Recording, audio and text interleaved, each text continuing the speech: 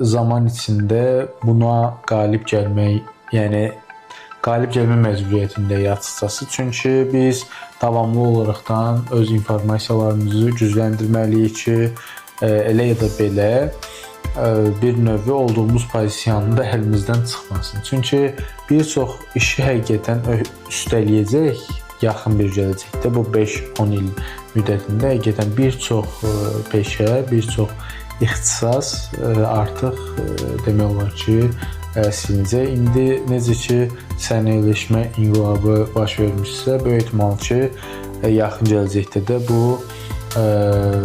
digital yəqin ki, inqilab baş vermiş olacaq ki, artıq ucunu qoyub, əlbəttə bütün avtomobillərə baxsaq, məsəl üçün yeni texnologiyalar ilə təchiz olunmuş avtomobillər insanlar daha çox ön planda tutulur, 360 dərəcə falan və yaxud da zolaq tanıma, bir çox funksiyalar bir növ süni intellektin nəticəsində yəni təkmilləşdirə gedir.